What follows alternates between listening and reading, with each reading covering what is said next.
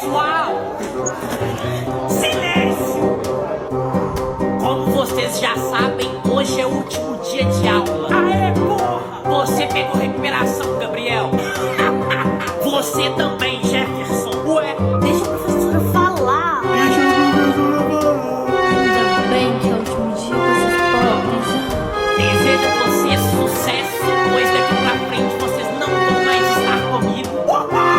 Sai da sala, João Pedro. Consegui sair mais cedo da ideia. Vambora que a gente tem um assalto agendado pra agora à tarde. Vou lembrar de cada um de vocês. Até de mim, de você não. Escrevi umas palavrinhas pra você